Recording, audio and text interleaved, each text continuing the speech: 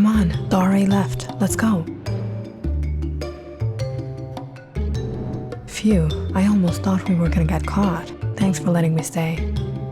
We've been best friends for years now, Dakota. You don't have to say thanks. For the past week, Dakota had been secretly living with her friend April in her dorm room. This all began when Dakota moved out of her parents' home. She grew up living with her mother and her stepfather, who always treated her like a burden he didn't ask for. Even her step-siblings didn't give her the least bit of respect.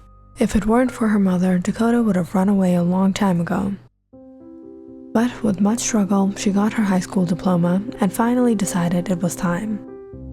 She had a lot of dreams growing up, and even if her mother supported her stepfather much of the time, Dakota knew how much she loved her, and she would be happy if Dakota progressed in her life.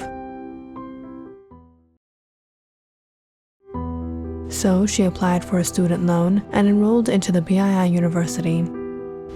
But unfortunately, the dormitory had reached full capacity and she had nowhere else to go. She was barely getting by, and renting an apartment was out of question, as was going back to her stepfather's house like a failure.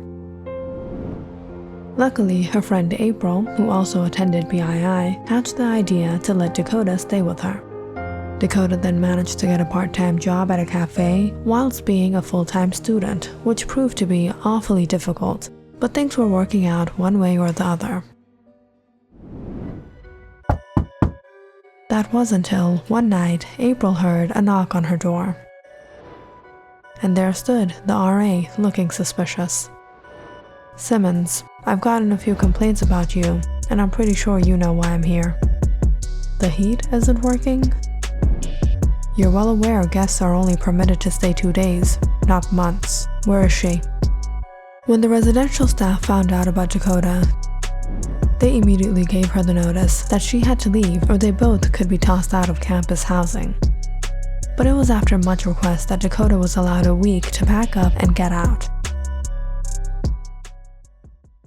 "Just let me find out who snitched on us." "Calm down, April. It's a big deal I got away with staying 2 months here, but now what?" "Well, there are a few advertisements in the newspaper. I can help you find a room."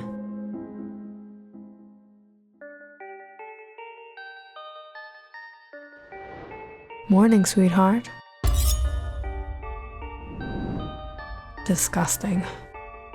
Sheesh, what does it take to be polite these days? This is Paul McMahon. He is a middle-aged man living a simple life. He owns a house, a car, and is now retired with more than enough time to enjoy himself. Enjoy watching the beautiful women around him. Whenever he had the chance, he wouldn't spare it to flirt with them. Wow, carrying this back home is gonna be tough. That's a lot of bags. Let me help you.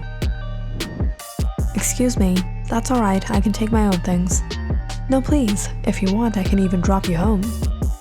That's alright, I think I can drop my wife home. Just trying to help, man. Sometimes he didn't have much luck. But most times, he got away with his innocent tactics.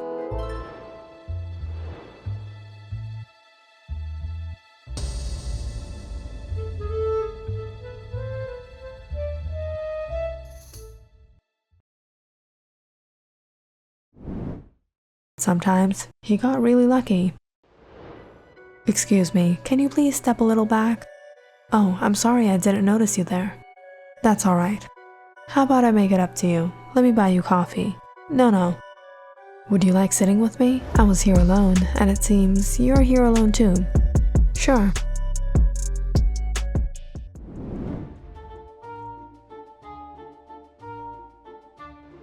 Here's your coffee, sweetheart. Thank you, Louisa. What happened? Why do you look upset? Don't ask. What is wrong with these girls? They wear such revealing clothes these days. What a shame. I couldn't agree more, but that's the trend now. Come on, let's go have breakfast. I made it just how you like it. And this is Paul's wife, Louisa, with whom he has been married for the past 20 years. How did that work out? Let's just say Louisa couldn't be more gullible. She thought her husband was the most faithful, most dignified man there could be. Sweetheart, come on, the movie's about to start.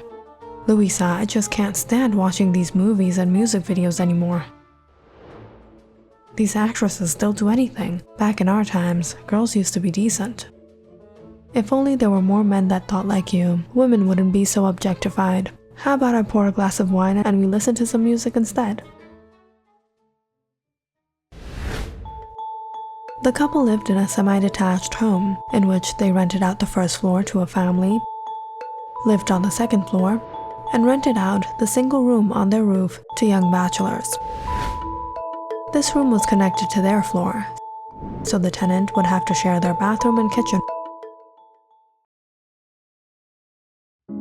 Louisa, I won't be able to stay at peace renting the room to another man. They might bring over women, party, create a hustle. I understand, sweetheart, whatever you feel comfortable with. It's not my comfort I'm worried about, Louisa. It's yours. You never know what's on their mind. I might go out, you might be home alone. It's not safe.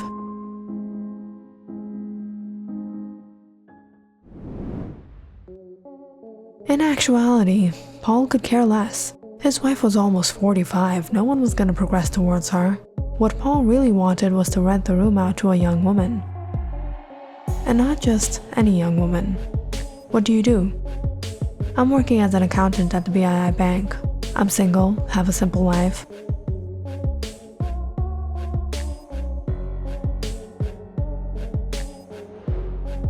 Alright, I'll call you and let you know. We can't give the apartment to her. She seems doubtful. The papers were fake. Really? Yes, Louisa. People get frauded like this every day. I don't know what I would have done without you, Paul. I couldn't even tell. People would have frauded me all the time. There was no doubt Paul found that woman attractive, but she wasn't the kind of woman he could just play around with. He would only give the room to young women who were vulnerable, women that didn't have a stable income or a firm background, in other words, women who would need his help, so he could take advantage of them. And after searching for a couple of weeks since the last tenant moved out, Paul finally found the perfect young woman for him. Hello, I'm Dakota Williams. I saw your advertisement for the room in the newspaper. Come on in, I'll show you the room.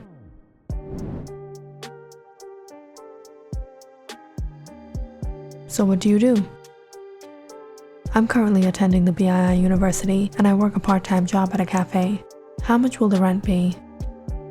$500 a month. Are you taking advance? Will that be a problem for you? No, I can manage. I'd like to take the room. It's alright, I can excuse the advance. I'll get the lease. You can move in tomorrow. Really? Tomorrow? Thank you so much.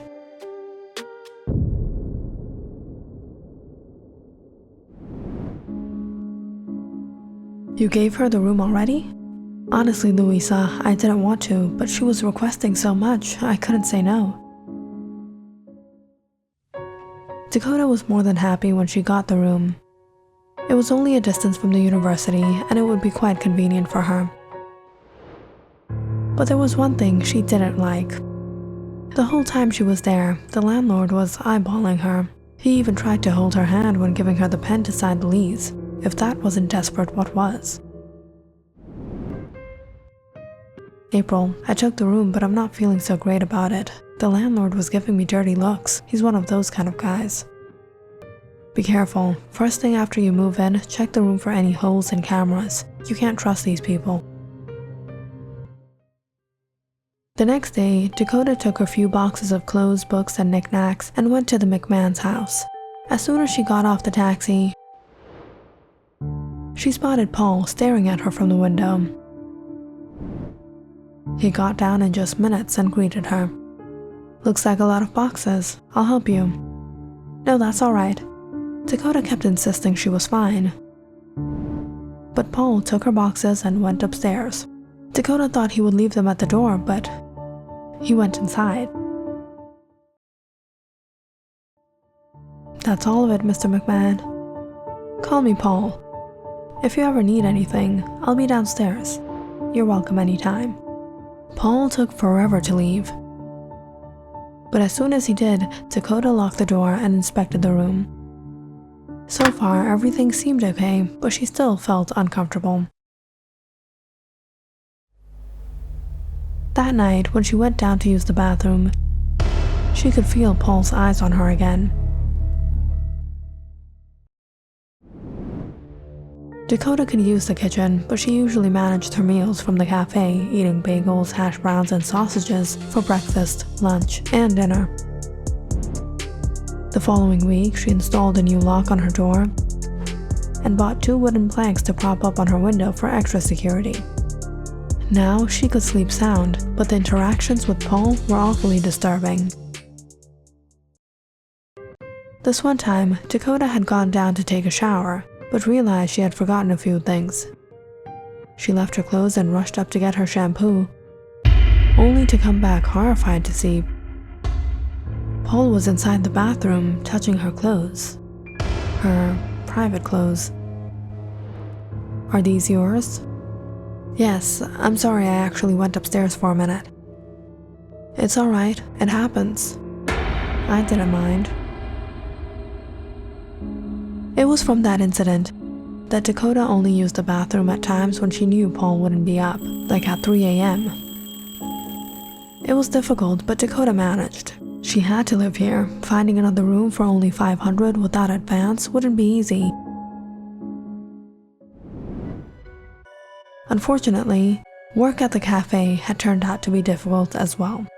Recently, a new manager had been hired who unreasonably hated the guts out of Dakota. The other day, she made some excuse to having her work overtime, and today when Dakota asked her for her payment,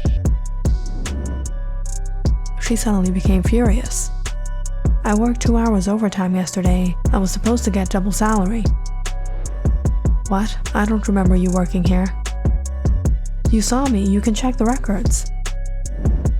"Please, Dakota, I have a lot of things to do. Get back to work. You don't get paid to chit-chat all day." They had started off on bad terms, though Dakota was always decent. But today, when Dakota messed up fixing the coffee machine and accidentally slipped everything in the middle of the rush hour, her manager didn't spare the chance to get at her. "What do you think you're doing? Who's gonna pay for the damage?" "I'm sorry, it was an accident."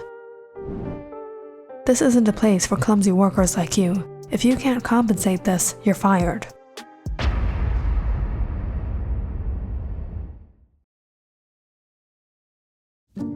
And so, Dakota lost her job. She barely had any money saved up. How would she pay the rent, pay for her food, her bills? "I have some money saved up, don't worry. It might take a week or 2, but you'll find another job." "What am I going to tell the landlord? I can't give the first month's rent?" "At best, you'll be a week late. It shouldn't be a big deal." Dakota started searching for another job, but she hadn't gotten any luck. 2 days went by since the rent had been due when Dakota got a knock on her door. It was Paul. "Dakota, you were supposed to give me the rent last Sunday." "I actually lost my job, Mr. McMahon, but I assure you, I'll get you the rent in a week's time. I applied to a few other stores, I'm sure I'll get the job." Paul shook his head. "I'm sorry, Dakota, but I can't do that. I really need the money. But if you can't give the rent, then maybe you can pay me some other way."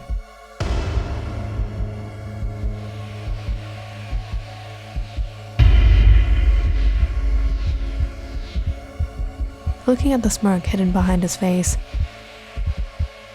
Dakota realized what this man wanted.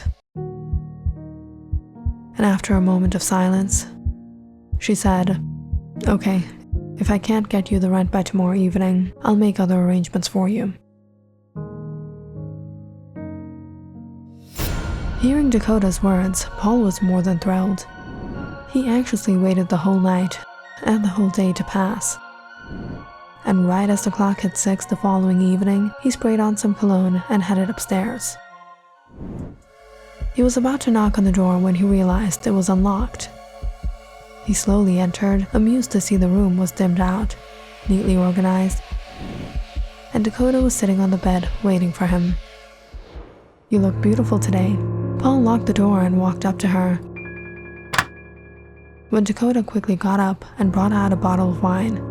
"What's the hurry, Paul? Let's have a drink," set the mood. "I never thought you would be this exciting." Paul took a sip as he grinned at Dakota. "I have a lot of surprises waiting for you. I've been waiting for this day since I first saw you. You should have told me earlier." Paul suddenly started to feel a slight numbing sensation in his head. "Are you okay?" "I don't know, I'm feeling a little lightheaded." As Paul's vision began to fail him, he suddenly heard the door creak open and another young woman step inside. "Who is she? Why is she here?" "Me? I'm here for double the fun. Why don't we make this a little more exciting and take out a few toys?" "What is that?" "You rented this room to me, but you didn't ask what my major was. We're both medical students."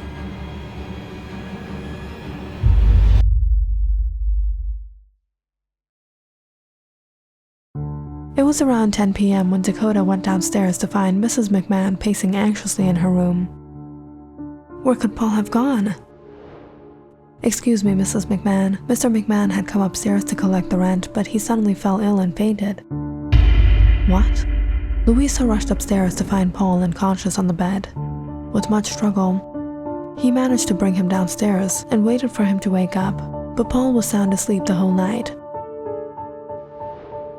But the next morning, she found Paul wasn't in bed. Paul was in the bathroom. "Paul, what happened to you last night?" "I just felt a little weak."